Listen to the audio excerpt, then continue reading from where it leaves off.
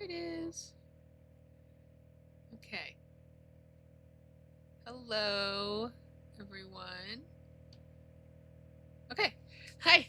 I always have to check. It takes me a minute. I get a live emblem that tells me if I'm live, but I can't always tell that I'm live when I'm live. So, and I do generally have a whole wide variety of amazing tech problems that I have to get through. So, thank you for joining me. I'm glad to be here. We finished up. I'm running a little bit late because we sometimes we don't hit the exact mark on our show, or if we get into a conversation we don't want to like interrupt, and we'll just keep going, and then he and I usually talk after the show for a minute and get kind of caught up and about all his wonderful life adventures traveling about the world, and singing music for customers and friends. So we always like to do that a little bit. So I'm generally going to be here at about 2:30 in the afternoon on Tuesdays, but that can be a little bit later depending on what tech issues I'm going through at that particular time, or if we ran long or we're hanging out for a minute. I don't know. I looks like there might be a little bit of a delay, but you got to bear with me because like I've got the same terrible internet that you all have, so that's how things go.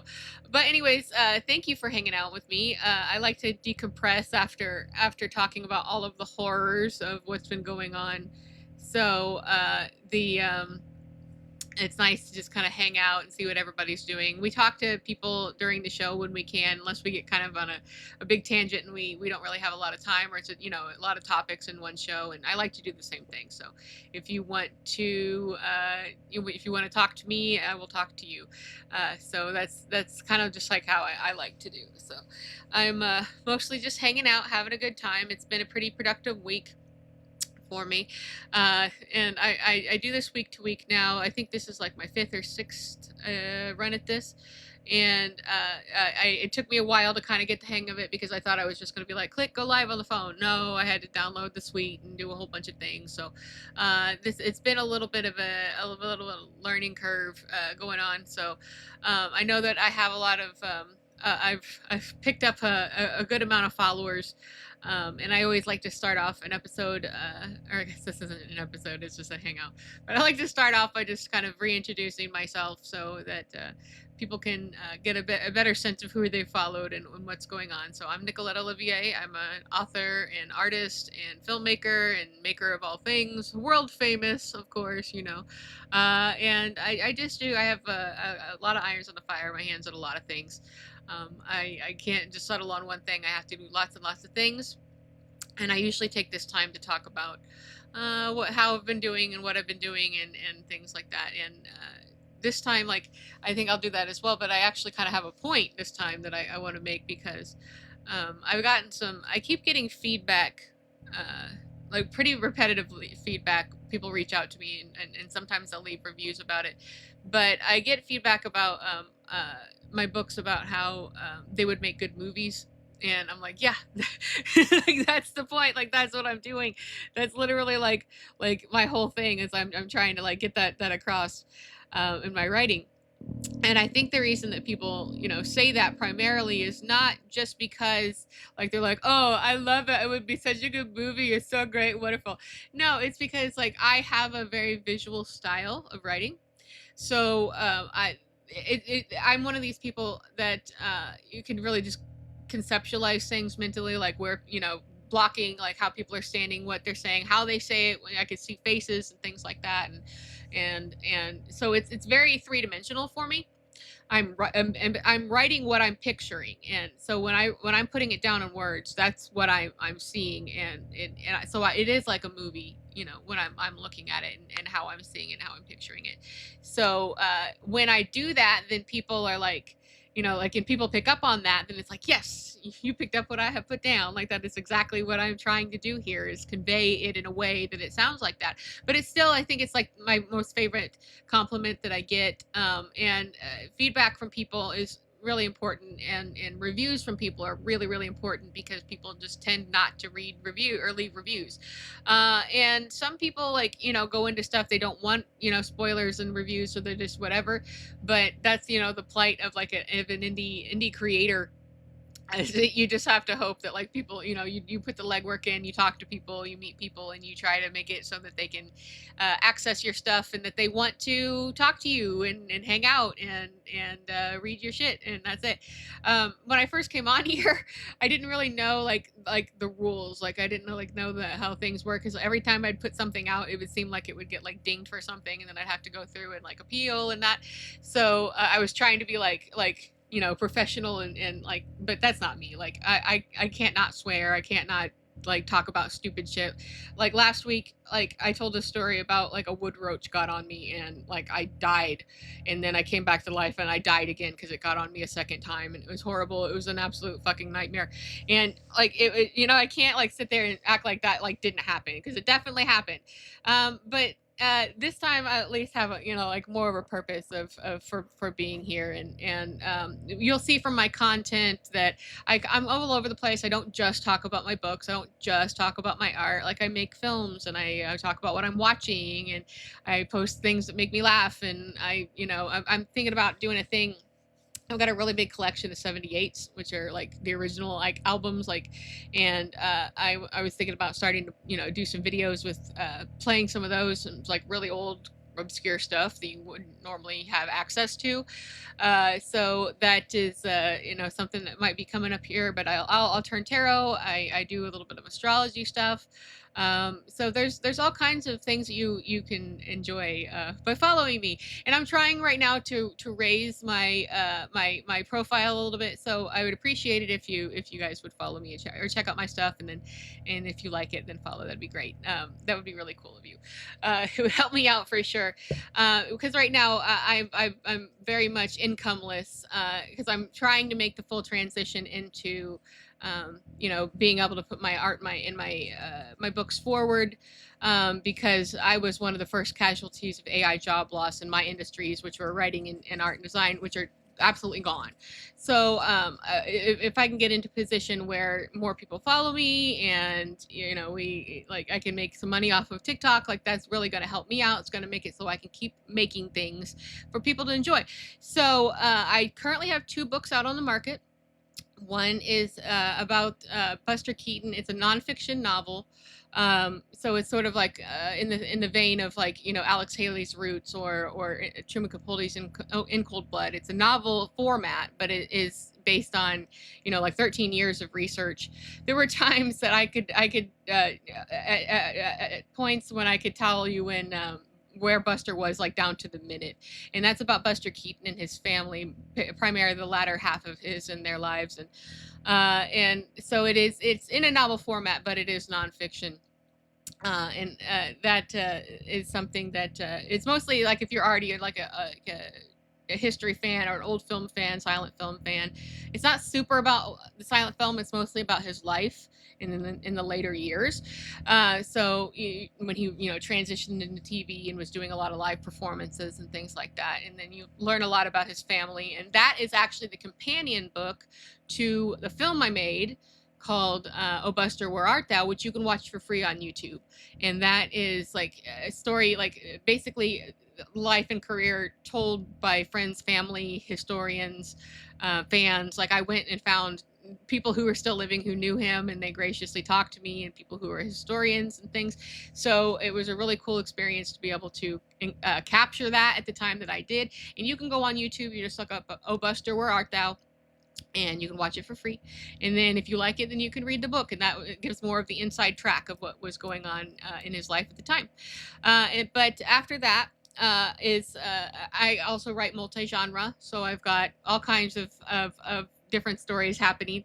But after that, I put out a book called The Big Bad Wolf, and that is something that it's a thriller mystery horror combo. It's not, when I say horror, people think I mean splatterpunk. I do not mean that. It is in the vein of like an kind of a ghost story. It's not a ghost story, but it's in the vein of like a ghost story, something that is meant to be creepy and eerie and feel like you're getting boxed in. It is, and I'll talk more about that too, because that's primarily where I get the comments about that it being that it's cinematic. It's being being very movie like, or that they'd like to see it as a movie. And that one is like that I have this thing where I take years to sometimes decades to actually produce books and get them actually into the final form, and that started out literally 20 years. It started out I came up with that story in 2005 as a screenplay, but I hate writing screenplays. I absolutely fucking hate it, and it's like like the like the bane of my existence, and I couldn't do it.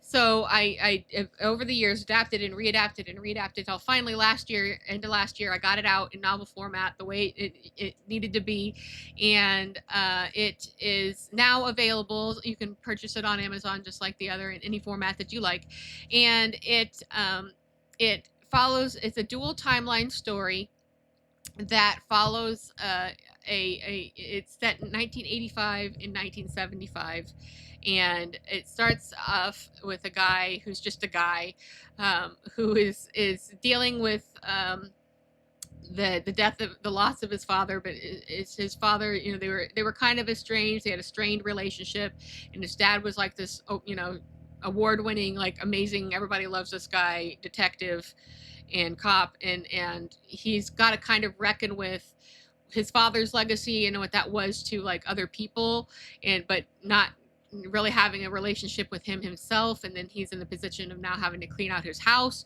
and in so doing just stumbles across a whole bunch of case file and items that belongs to a particular case that were just kind of hidden, and he just starts to get into that. And as he gets into it, it really starts to take over his life. It separates him from his family, and he ends up opening up a can of worms about what happened to a group of college students in 1975 that got murdered in a public library in a nearby town.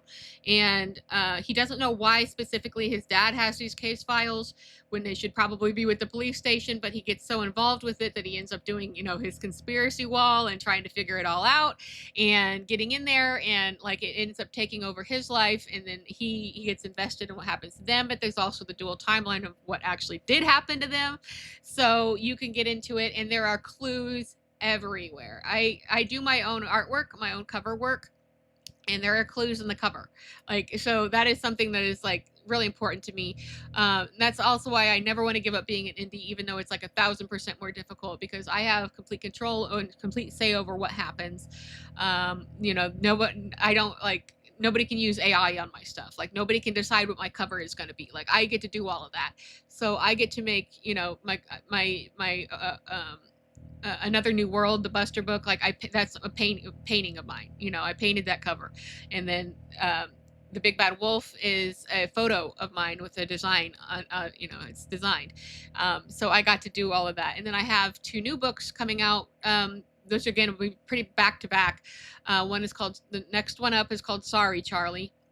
And then the one after that's called The Brothers Flynn, and then like I got a million after that. But those are the what's on deck right now. I'm currently working on Sorry Charlie, and I will be doing the art for both of those as well. I'm really looking forward to getting into it. I think about it all the time. I conceptualize it all the time, and I have a hard time like getting away from like not just focusing on one thing. But if I'm only focusing on writing, then I'm not getting to do art, and if I'm not getting to do art, my Brian gets sad. So I've got to find a way to do both. So even though I'm not writing at the normal speed that I would normally be working on something, I kind of just had to deal with that so that I could have time to do things on TikTok and I could start painting again. And I did start painting again. And I've been working on a painting for a few weeks. I'm super excited about it. And every time I jump into a painting, I realize after I've already started it that I like am doing something that I've never done before and don't know how to do. So I get into it, and right now I'm painting a character, like not a character. You'll see what it is when it's done. I don't want to say, but I'm painting a subject that has blue skin, and that has just been a complete like mind fuck for me. Like my eyes just don't accept what I'm looking at, and it's really hard to see the difference in the nuance because it's just something I've never done before. I mostly do portraits. Of people, but I also do like designs and vintage looking stuff, and psychedelia. So you can go on my Redbubble and you can get like there's nearly 1,000 different things there, and they are all on about 100 different products. You don't go there and be like, okay, well, I don't need wall art. Well, you can get wall art, but you don't have to. Like, you could buy stickers, or you could buy a tote bag, or you can, like, there's bed sets and shower curtains and phone cases. They've got everything there. If you've never been there, it's a really great way to find and follow independent artists that you really like their stuff. And my style is primarily like a magical realism portraiture type of a thing. So you can see some of that. And I do post that on my TikTok. I will show you like progress videos of like how things came together and that kind of thing. So you can definitely see. I will share that, with you as I make things. And then that I have actually put out a few videos. I've got another one coming of my progress. I'm not showing the whole painting because I don't want you to see it until it's done, but I have been showing little areas of it that I'm working on, and I'm blocking out the color right now, and I'm about a third of the way through, about a quarter of the way through of getting the color in, and then I'll start doing my blending, and that's where that goes. So I am painting again, so I feel a little more mentally and emotionally normal. So I get to paint and I'm getting to write, even though I'm not writing at the normal speed that I'd like to be writing at. So I will. I wanted to get Sorry Charlie out by the end of the year. I don't know if I will or not, because, like I said, I do the cover art myself, so I have to do that. I have to do I work on different marketing aspects of it. I have to, go through the editing phases of it, and so it's in the publishing phases of it. So it's going to take a while to get that out, and I don't have a firm ETA on that just yet. But again, if you want to follow me, I will, be trying to figure out how to like update about that stuff, and I am going to be doing this weekly. So I will be able to talk about what stage I'm at and where I'm at. It is going pretty well. I'm about 75, 80 pages in, about 9 chapters in. I changed my chapter structure around. This is actually, Sorry Charlie is the first book I ever wrote, but I pulled it off the market so that I could, give it a redo, because I wrote my last 2 books close together, and that I wrote a long, long time ago. So it didn't really have the same methodology as the other ones, and I wanted it to be kind of a uniting factor between them. So where I do my cover and I have it in a certain way. So that is that's coming soon. So it's my first book, technically my third book, literally. So we have that happening pretty soon, hopefully. I mean, within months at least. I would like to get it by the end of the year. I just don't know if I'm really actually going to get to do that. So fingers crossed on that one. And the main book that I'm working with right now, that's kind of a book for everybody, is The Big Bad Wolf. Because again, you kind of have to be into Buster or be into movies, like a movie person, if you're having, or a TV person, if you have any real interest in, the Buster book. So I get it. That's more nichey. That's more for a certain type of people. But I'm really happy to have another new, or I'm really happy to have The Big Bad Wolf out, because that again was something I worked on for just ever, and I do that. And Sorry Charlie, I worked on forever. There's stuff that the Brothers Flynn is connected to that will come out eventually, that I had worked on forever. And I'm now that I'm kind of hitting my stride with it, it's going a little bit faster, it's working a little bit better, and I have a more firm methodology around all of it and how I'm doing it. So I'm actually kind of in a more production facing mode, and I'm not making any large scale films right now. So having TikTok has given me kind of the opportunity to just still touch base with my filmmaking background, where I still get to kind of turn things out periodically, and make work on films and that kind of a thing, and just kind of, I'm just basically putting stuff there of whatever I'm doing and whatever's going on. And I would definitely love it if you wanted to follow me. That would be great. You'll see a lot of weird and crazy content, and we'll all see where it goes. I don't really know what I'm going to gravitate to the most, but kind of going back to what I was talking about, something I do in my writing, which I think also contributes to people telling me that my books are movie-like, or that they would make good movies. And again, that's what I'm aiming for. I do want them to ultimately be produced. I think The Big Bad Wolf would be an excellent miniseries. And Apple TV is my favorite production company. I would love to work with them. I would love to see them develop that. And that's where my goals are, as far as that goes, is being able to develop a relationship with them, and have that made into what it should be made into. But it is a good example of when I worked with uh, when I was doing Another New World, the Buster book. That was about specific people in a specific time in a specific thing. Like I didn't have any real creative license around there. I couldn't, sometimes I'd catch myself writing on a tangent and then be like, I have to delete all of this because this didn't happen. It just sounded good and I went with it. Because I really had to stick to the facts with that. That was something that was very different than the way I normally operate. When I write a story, like I could like change things in the moment. I could add things. I could conceptualize things differently. I'd change, different. And that I was able to do to a much greater degree with Big Bad Wolf.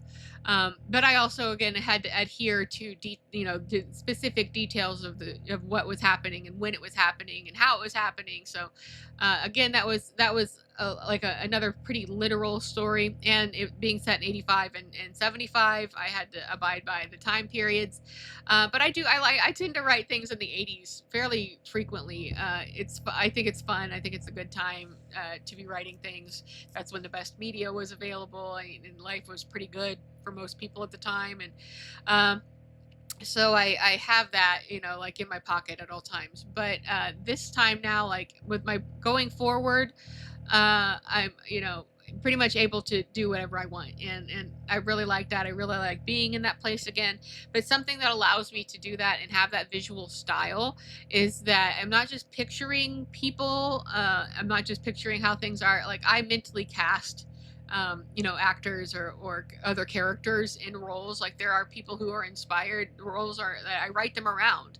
And some of that stuff I talk about publicly. Some of it's a secret. I do put a lot of references to other things and a lot of Easter eggs in my work.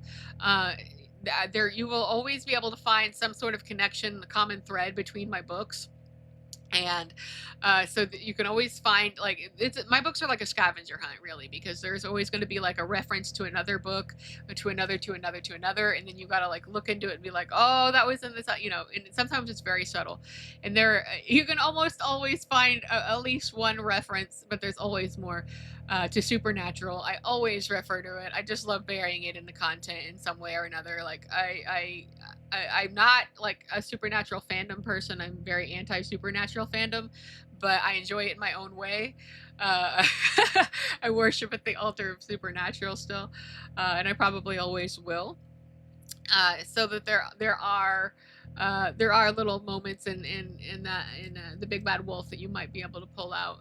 And that reminds me as well. In the beginning of when I was first putting it out, there was some confusion because of the title that it was about werewolves. It is not about werewolves, but there it is actually a reference. And a lot of people also thought it was about.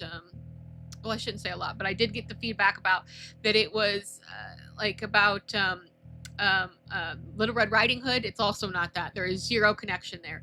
But if you put on your thinking cap and remember, there's another very specific story in that has to do with the Big Bad Wolf, and it plays very heavily into this story. The concept of the story of the Big Bad Wolf. Again, not Little Red Riding Hood, the other one. So I don't want to give away every single detail and secret about it, but I'll clue you in on that one a little bit, because it's not like a retelling, but it does draw heavily on that story. So if you think about okay, which one is it, but not the Red Riding Hood one, it draws heavily on that story. So that is something that I definitely want to like clarify a little bit. Like no to Little Red Riding Hood, no to werewolves. There are neither. If you pick up that book and you were thinking that you were going to read a book about werewolves, you're going to be sorely disappointed. Even though it says it's about a wolf, it is not about werewolves. It is the Big Bad Wolf. It is in it, and that is a direct reference to the story of the Big Bad Wolf. So with that in mind, just in general, like I wasn't really able to do it with the Buster book, but then I was able to sort of get back into my natural tendency of how I picture things and how I do things and how I move things around on the board, and who I want, and I will mentally cast actors who are, long dead, or characters from things, like, just because I like the way that I see them do things, or how I picture their features, and I don't get too heavy on discussing features, because I kind of want you to be able to go with that as well. And I've noticed from some of the feedback as well that, like, some people really want to be spoon fed, and some people are like, I like that, like, I got to figure things out on my own. And that's also, I'm not gonna hold your hand through it. Like, you're there to read it, you're there to engage with it. So I want you to, like, I'm not gonna explain every single detail, I'm not gonna say what every single, like, somebody's eyelashes look like, right? Like, I'm not gonna do it. Like, you got to get in there and you got to, like, you hallucinate yourself, like, you got to make it happen for yourself. And that's basically, like, where I'm coming from as an author. I want to tell a story, a compelling story. I think that you should always be able to, even if it's something mundane happening in a story, like, you should be able to imagine yourself telling somebody that story, and then they be like, okay, and then what happened? Because they want to know the next place. Like, you don't want them to be like, oh damn dog, that's crazy. No, like, you want them to be like, okay, then what happened? Then what happened? Then what happened? Like, that's the exciting point of telling a story, is keeping people involved. I also write in vernacular. Like, I will not write like proper English. Like, my dialogue is, it's phonetic a lot of the time, and some people like it, some people don't. But it's much more, I feel like, a natural way of talking. That people say, how people say things is really important. That's so much. It's really important to their character, because if there's somebody who is like, for a reason that they speak very properly, and they've done that because that's how they want to be perceived, then next to the person who's just using their regular Midwestern dialect or whatever, you gotta, like, you gotta get involved in what the characters are doing and why. And that's why I don't want to hand you every single detail. I don't want to be like, oh, he talked like this because he grew up. No, come on now.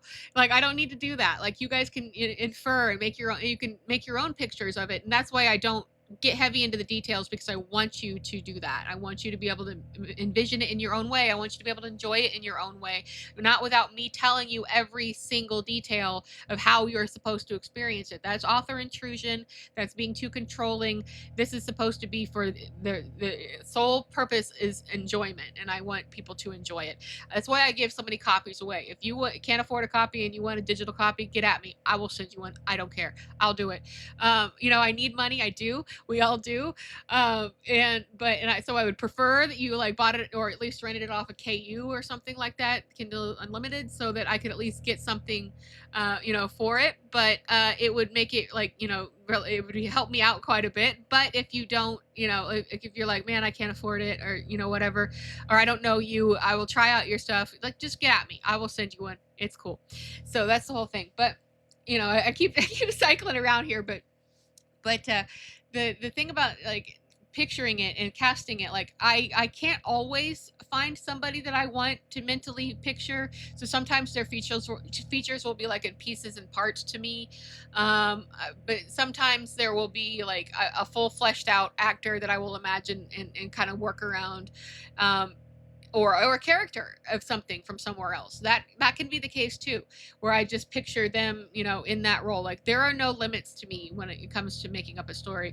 And something that I just absolutely love to do is genre and era mix. Now, I'm very specific in the Big Bad Wolf about not doing that, but when I can, I have a much more kind of psychedelic kind of vibe, like, where I could put things together, like songs that are out of time. Like, in my film, "Oh Buster, Where Art Thou?" I used one musician's modern music, who has a style of, like, doing, like, old timey type stuff. And then some people were like, oh well, that this music isn't, like, period specific. And I'm like, yeah, it wasn't going to be. Like, it was never going to be period specific. It was, like, this is my vision, like, this is how I want it, I want this thought of, because this is how it is to me. So I like it when music plays a big role in things. And The Big Bad Wolf has a soundtrack. Another New World has a soundtrack. Both of those you can play on YouTube. And Sorry Charlie has a soundtrack, but in the case of Sorry Charlie, actually the music plays a huge part in the story. Charlie, the character Charlie, uses music like a conjure. It's like a constant companion type of a thing. And I realize I'm jumping back and forth to a lot of topics here, but bear with me this because we're hanging out. This isn't like structured or anything. I just like I kind of just want to like let you know like who I am and what I do and what what I'm about and what my style is like. I like to be able to mix things together when I can. I like different eras together. I like different types of music. I'm still in the structural phase of the Brothers Flynn, but I'm already working soundtrack into that, like how the music is going to be influenced with that. And I've had all kinds of synchronizations, just wild things happening at these last two books that I've talked a little bit about. But music plays a huge role in my storytelling. And every soundtrack is different, and it is published in the back of each of the book, like whether it's digital or hard copy, it's published. So you can look up the music yourself, or you can go to YouTube and play the playlists. Those are available. It's on my YouTube channel, so that's always a possibility.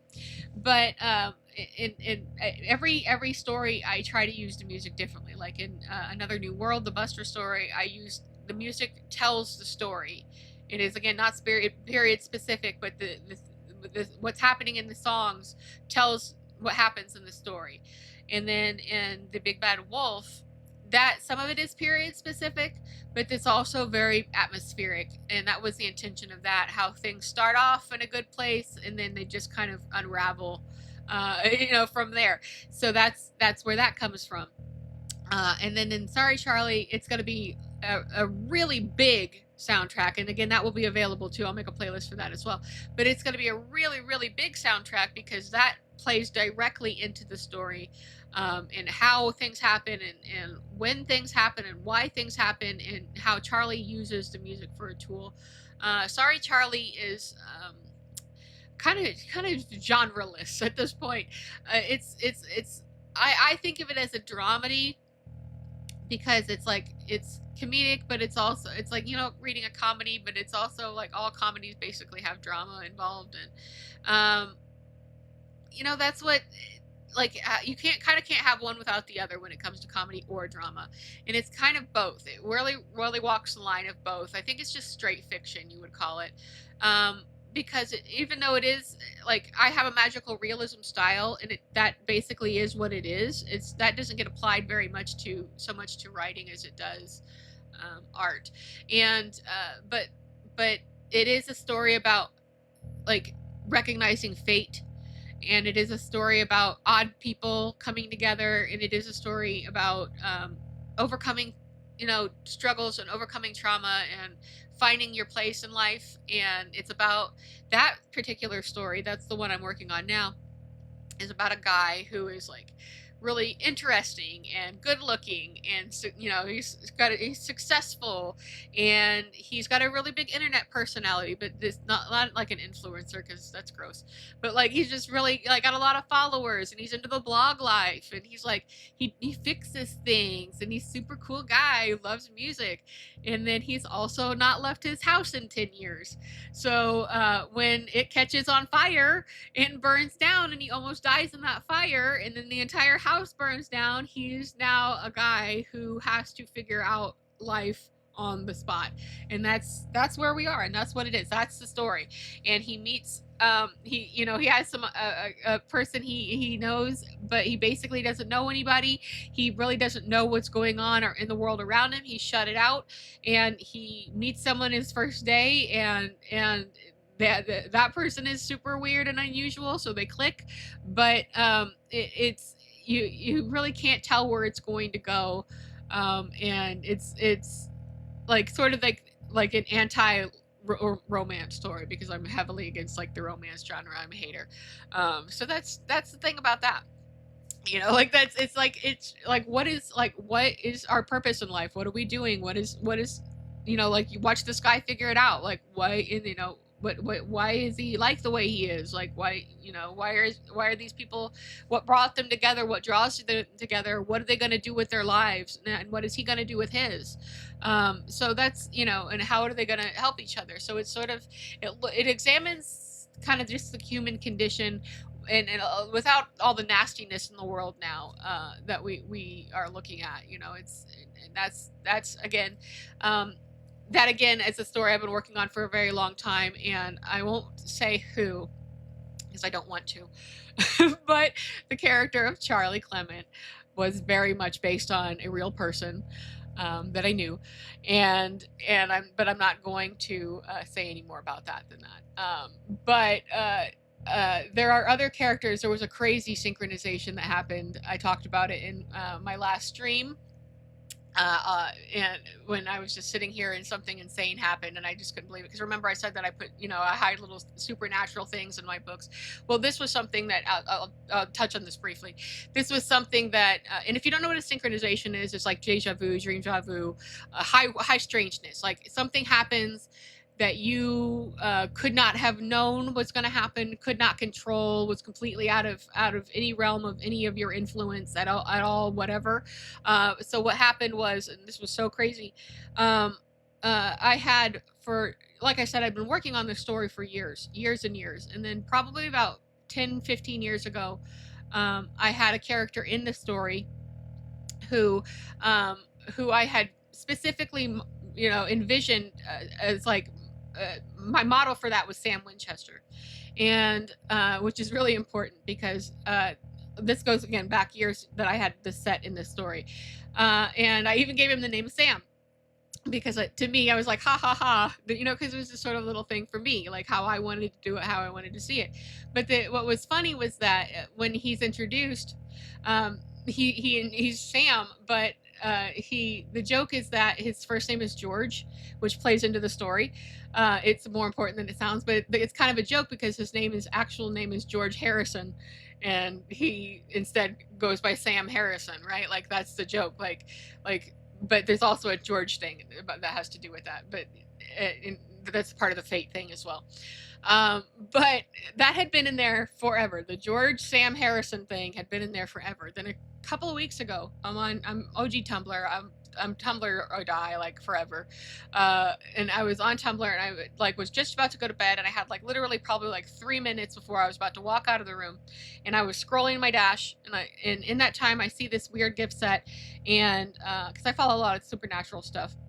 Now, I was looking at something and it had, a picture of Dean or a gif of Dean and a gif of Sam, and then it had a paragraph of text over the top of each one, but it had different names and some description stuff. And I'm like, what is this? I don't even know what this is. So I scrolled to the bottom of the post to see what the post is, and this apparently was their original character descriptions. And I didn't understand what I was looking at because I'm not even though it's one of my favorite things, I'm not super into the whole lore of everything. I don't know every detail. I've not seen every con video.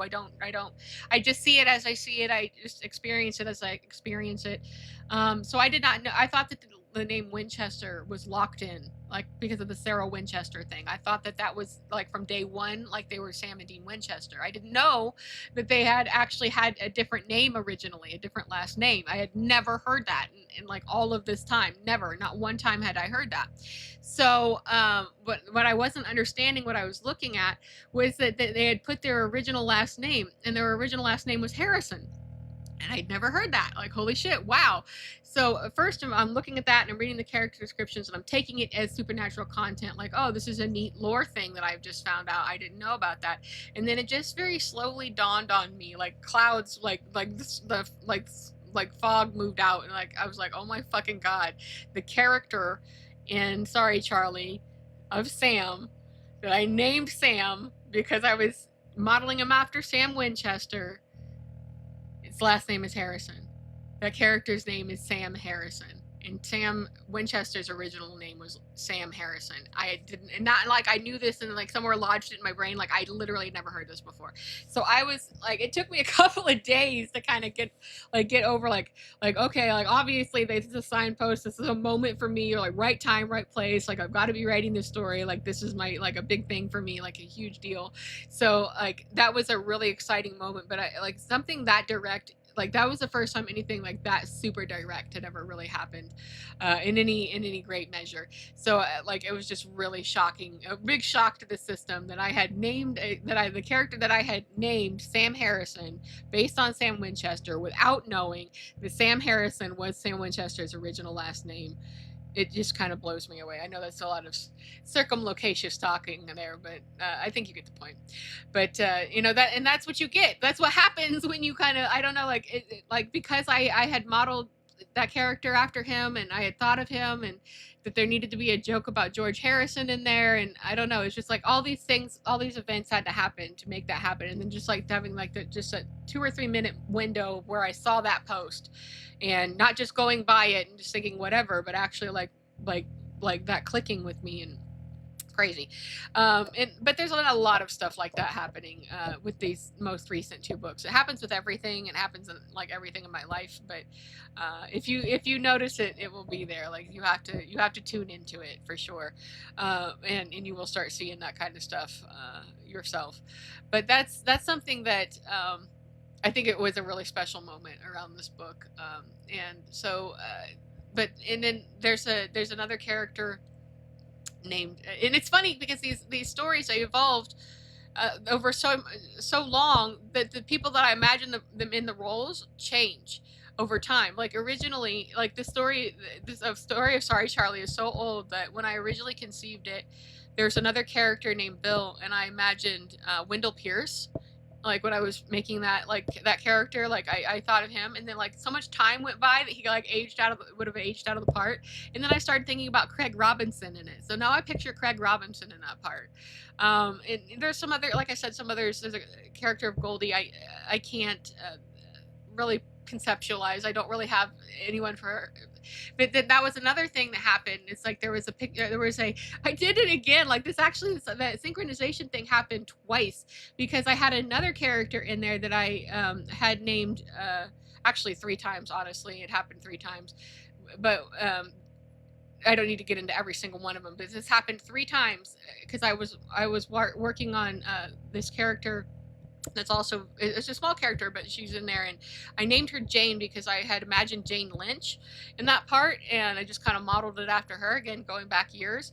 And then I was actively working on it when I got Hulu, and I was watching Only Murders in the Building, and who she's in it, and I was it sorely kind of connected to me, like at the time that I was working on it, then like in the character that I had named like after her and modeled after her, and she was in that. So, and then it happened again another time, but it was Only Murders in the Building. But I do think that's crazy. Like that's the kind of stuff that kind of spurs me on. It really inspires me to keep going. So I love little things like that. I love like being open to things happening like that because it makes me really feel like what am I made for? Like obviously to tell stories. Storytelling is like my whole thing, whether it's through art or little films or on TikTok or just telling stories, just hanging out and telling stories. Like it's it's in writing books. Like it's just like I'm completely about it. I love movies and TV for that music for that reason. I just love stories. I'm obsessed with stories, and that's kind of everything at the heart of what I do and how I do it and why I do it, because I just want to tell stories and keep stories. I've been invested in my family genealogy for decades. Because you can move stories along, and that there's just like there's so many, like there's just human stories, and there's the stories that people make and where they get that from, and if they're crossing like into the bubble verse and pulling things out of it, and then that's what their inspiration, who knows, right? Where our inspiration comes from and how things work like that. So like it's just I love bringing that forward. I love that aspect of things, and I want to keep being able to do it. So if definitely buy my things if you can. Like it helps me out for sure, or at least let me know if you can't afford it, and I won't ask questions. You're not going to get the third degree from me. Just send me an email. And let me know, and I will send you a digital copy to check out. So it's simple as that. I'm just as happy doing that kind of a thing. But so that was something that I think it's really funny is because I had done these things and I'd set myself up years ago, and then I was just now reworking on this story at a time when I find out this information, or it becomes, in front of me. It's really really big surprise, and really exciting, and really inspiring. So I want to hopefully, like I said, I want to hopefully get that out by the end of the year. I don't know if I actually will, because I've still got a lot of ground to cover. Now that I'm kind of splitting my time between, doing TikTok related things and painting again, then everything's going to come out slower, but it's going to, get there. Eventually I'm going to have more. It's going to be there eventually. Is the thing. Like eventually there's going to be Sorry Charlie's going to come out. Eventually Brothers Fun is going to come out, and that's Brothers Flynn is in still in development. I'm working on the writing of Sorry Charlie now, but the Brothers Flynn still in the development phase. It's basically all there. That is a story that I'm super. Again, it came about through about a million synchronizations that happened so hard and so fast. It was just like like in my brain, like it was crazy. And that's I've been already talking for a long time, and my voice is starting to go because I did a full show before this, so I don't have a lot left in the tank here. But I will talk another time, and especially as it gets closer. But essentially, the takeaway from the Brothers Flynn is it's uh, a man dies, and then his dying wish is that his three estranged asshole sons get together and go on a family treasure hunt. So what could go wrong? So that's what happens with that one.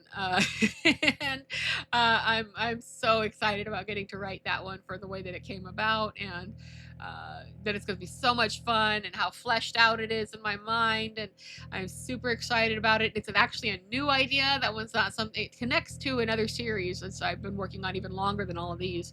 But it's a standalone with a connection to a series that I'll be producing, called Fields of Gold, which is like a Western historical type of a thing, like American history type of a situation.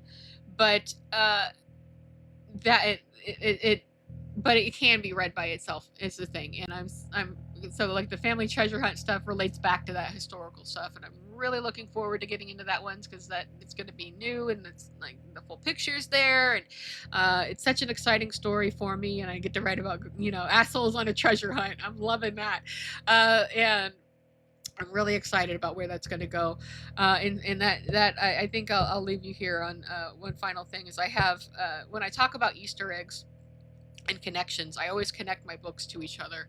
And there is, I have a particular character who floats around, and he ends up at different stages in different places and different ages. And, I love that. I won't say who the name of the character is. If you get into my stuff, then you can put that together yourself. But I'm looking forward to he's gonna make an appearance. He makes an appearance in the Big Bad Wolf, and he's gonna make an appearance in the Brothers Flynn. And that's just a couple of many times that this character turns up. So I'm super excited about that. I love pulling things together. I love writing with Easter eggs. I love being a writer. I love being an author. I love making books. I love producing them myself. I love getting to have the control over what's said. I don't care if you're going to find a typo somewhere. I don't care if you know you run the same risk of liking it as not liking it as if I'm a mainstream author, or just somebody like me, like you've never heard of. And you run the exact same risk. But at least when you get with me and with an indie, is that I have controlled the whole story. I have worked on it. I have done it. It matters to me, and I'm putting forward a story. I'm good at this, and I don't mind saying so. Like, I don't give a shit. Like, I'm really fucking good at this. And I will give you a story that you will like, and that you will probably love, and you would think of long after the fact, and hopefully make gay erotic art and post on Tumblr, because that's what I want you to do. Like, you ship all my characters. I'm for it. I'm here for it. Make them all like any gender you want. I don't care. Make them all into furries. I love it all. I just want, just make sure you tag me, and I will share it. Whatever social you're on, I'm on all of them, but Tumblr is my main thing. You could find me there. My main blog is Million Movie Project, which has been there for 100 years, OG, and I also have a side blog, a side blurt that's just my name. So you can find me there. And that's again where I talk about like more asshole commentary and the things that I'm doing, but it's more real time. So you can get me there. Again, here on TikTok, I post all the time. You can find me and I do these lives. And like if you want to talk to me, I will talk to you. I like to do that. So we can hang out and it's a super fun time. But that's how you find me. And then get into my books, they're really good. Get into my art, it's really good, and you'll have a good time. There's a lot going on there, and I can't wait until I have more out on the market for you all to look at and enjoy, and where you can look for characters and people and connections and Easter eggs and have fun with it. And I write across genre, all kinds of different things. So if you can get into all different things, and at different times, and that's me. That's my thing, and that's what I do. And I think I've pretty much talked long enough at this point. We've gone quite a while, haven't we? I didn't really intend to talk this long, but um, it just things just kind of work out that way. And I came on a little bit late, so I wanted to make sure that I gave it enough time. So I appreciate you guys being. I appreciate you guys being here with me. Again, if there's anything that you want to, now I'm seeing some stuff. If somebody wants to throw me some answers on this one, it says I don't know what this whole like gifts and roses and coins and is that just like dumb shit like that you just like, oh, like here's stuff to flash in front of your face to keep you engaged? Is that what that is? Because I really don't know what I'm even looking at when I'm seeing that. Like because I can see like when some of people are coming in and out of the chat and things like that, but I and it's like it'll flash red in front of my face and it's like, do gifts, say things, do goals. And I'm like, what are you realize I'm doing something here, right? Like I can't sit here and focus in on that the whole time that I'm working on this. It doesn't make any sense to me. My brain is too overwhelmed and too overstimulated to look at all of this kind of stuff. So I don't know what that is. If somebody wants to clue me in on what that stuff is, that'd be really great. But I know that this is kind of like a transient thing where a lot of people come in and out and things like that. But if you are in here and you're hearing me and you're seeing me and you're liking some of the things that I'm saying, then I would definitely love to have you as a follower. And I definitely love to talk to you in the chat. That works with me, as well. I like to just make videos out of whatever I've got going on or whatever's in my head, and which I don't know. Maybe they shouldn't have like turn. Some people maybe they shouldn't turn loose with these things. We'll see about where all that goes. But I'm into like I just posted recently. I just saw, what was it? Like Epic. EPIC, the Elvis Presley in concert, which was Baz Luhrmann's documentary film on Elvis from the using the footage from unseen footage from Elvis in concert, which is like the main like concert movie, like the best concert movie you're ever going to see. It was so good. I enjoyed the shit out of it. I absolutely love Baz Luhrmann. Anyway, I'm a millennial. Like I'm like so like Romeo plus Juliet coded. Like it really like it's like that's how you like I see stuff so much. And I think that's also a big influence on me on how the genre and like era mixing, like where that comes from. Like I really like that really resonates. See, I'm getting what are these flashes? I don't know. But anyways, I don't know if you're doing these things. Thanks. But I don't know what it is. But yeah, that his style has always like really resonated with me and really stuck with me, and like showed me that you can go outside, color outside the lines. I think, like when you look at Moulin Rouge and you look at Romeo plus Juliet and you look at the remake. What was the remake? The Great Gatsby. Like the things that he does, like are just so coloring outside the lines, and I just love that idea, and it always stuck with me. And then to see him kind of helm these Elvis projects, the movie Elvis and then the Epic, was so excellent. And then there was just this scene. I posted the video, and it's on TikTok right now, But it was just, I kind of just like to me Elvis is like a Nephilim, like honestly, like some kind of godlike creature. Like I realized he was a person, but I also think that he had like magical powers or something. He's I worship at the Church of Elvis. I'm an Elvis scholar. I revere him greatly, and there was just this scene where he went to greet people after a concert, and he's wearing like, if it wasn't, it was very similar to the 68 comeback special black outfit. And he is just like I'm not a person who can like very readily see auras, but like some people I definitely can. And it's just like, holy shit, when you look at him, because he goes into this room and there's all these just average people, and it's so fucking ridiculous. Like this, here's this guy that comes in, he's taller than everybody, he's broader than everybody, he's more attractive than everybody, he's more talented than everybody, he's got like godlike fucking powers, like, and all these people are just standing around looking like average people, like in the presence of like a fucking like actual like angel of some kind. It's insane. Like, and I was just like, I was like, I'd have fucking had it at that point. I'm seeing this clip, and it was new material that, you know, so I hadn't seen that material. I'd, you know, obviously I've seen Elvis on tour like 100 million times, but I had not seen that footage, and that was the whole point. And I was looking at it, I'm like, this is fucking ridiculous. Look at everybody else in the room, and now look at him. He's standing shoulder to shoulder with Cary Grant, and like everybody's just like, oh, Elvis, no, oh my God. He's just like godlike, this unbelievable, like just like not even human looking person. And of course, because when you bring up people like that, then like, you know, everybody that comes out of the woodwork to say like the most hideous things that they could think of. So thanks for that, guys. I definitely love that. Hey, and that's another thing too. I'm not reading your shitty comments, okay? Like some of my videos have gotten so big that like I can't read the comments and I can't comment. I've tried. And like if you're nice to me, I will be nice to you. But if you're a cunt on purpose, I'm not going to talk to you, so you're not going to get any attention out of me. I realize that people try to say stupid shit to get attention, and I realize that sometimes like I've had some videos where like comments, just comments alone have got like hundreds of thousands of like or like, you know, tens of thousands, let's be real, tens of thousands of likes. And I realize people are trying to piggyback right off of that kind of thing. Like everybody's trying to have their moment. Like I'm not gonna act like I'm not trying to have my moment here, like I'm doing shit, but I'm just doing shit that's in my wheelhouse. And I think you should do shit that's in your wheelhouse, and this is an opportunity for everybody to do shit that's in their own wheelhouse. So don't come over and try to shit in my fucking punch bowl, okay? Like it's not gonna work. I'm not like, nobody's gonna like you better, like nobody's gonna talk to you and be nice to you about it, like if you're being a dick for no reason. Like just get the fuck out of here, okay? Like go, you know, bother somebody in your own life that already hates you.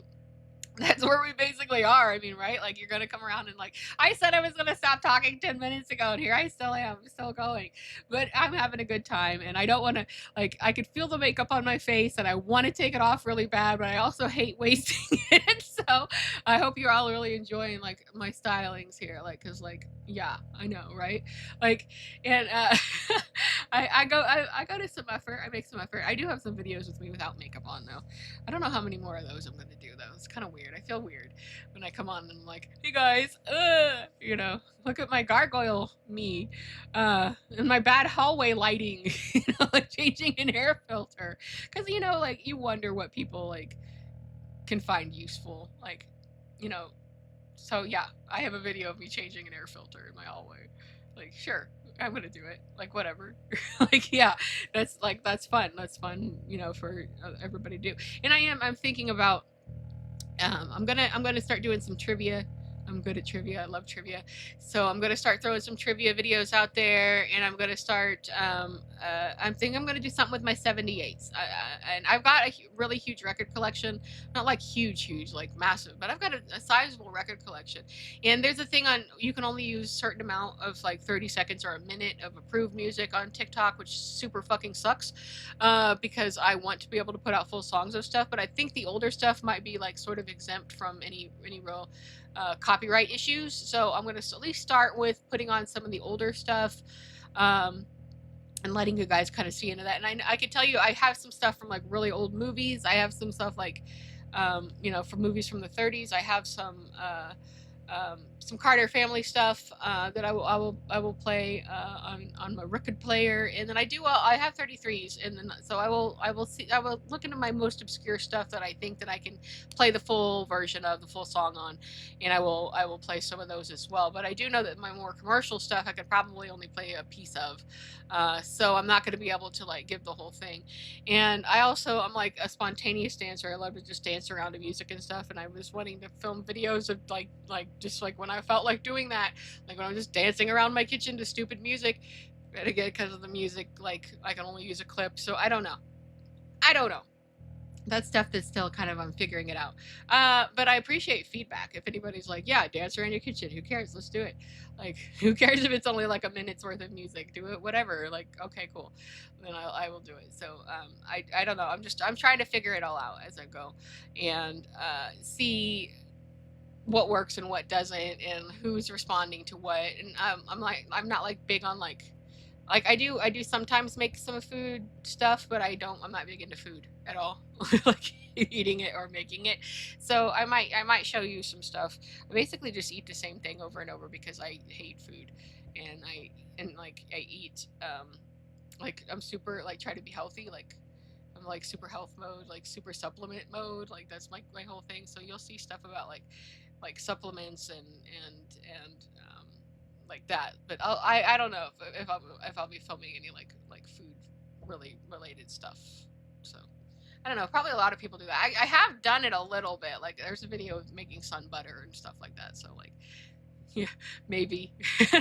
I'm kind of figuring it out, and I'm thinking about like if I'm going to be like kind of cobbling together some just little like films type stuff, and you know that kind of thing. This is like what I'm looking at this point, and I think at this point I've probably talked long enough. But I'm really glad for everybody that hung out with me and checked in, and I hope that I've inspired you to follow me a little bit and see what I'm doing there, and about my crazy Elvis rants, and about and there will be more of that. I could definitely tell you that. I filmed quite a bit because I don't go to like all the trouble of like trying to like download shit, put it in my phone. I'm not a phone person, so I will just film. I film my TV screen. I've got a good one, so I film my TV screen, and I will just like sit and film, and like here it is. This is what I just finished watching, and I liked it or whatever. Here's season whatever this just wrapped up, or this series just wrapped up, and I enjoyed watching it, and I had a good time, and hope you guys had a good time, and so you'll see a lot of that kind of stuff too. And I think if you're fans of something, like I'm very much into that. If you're fans of something, you should let other people know about it. I was like ground floor with Widow's Bay, and everybody's about that shit now. So anyway, I am going to cut this off now. I have talked long enough. My voice is gone. My throat hurts. There was no reason for me to sit here for another hour and talk, but I did it anyways. So I will see you guys next week about 2:30 in the afternoon Eastern time. You can also check out Social Contract. I am going to be doing a solo show next week. My co-buddy is going to be off doing stuff. So he's got entertaining to do. So he and I are both indies, but he is a musician, super talented. Download his music. You will not be disappointed. Pepper Coyote. It's everywhere. You will love it. He's great. He does our theme song. Make sure you check him out. And I will see you guys next week. So come and hang out with me for Social Contract on... and that's at 1 p.m. Eastern, and that's going to be on Twitch and YouTube Live. Yeah, you can watch it on Twitch and YouTube. Social Contract, 1 p.m. On Tuesdays, and then I come here after that, and that's usually about 2:30, depending on what issues I have. So take care, everybody. I'm going this time for real. Goodbye. Goodbye. Maybe I got to move a window. Hold on here. Now I'm going. So bye.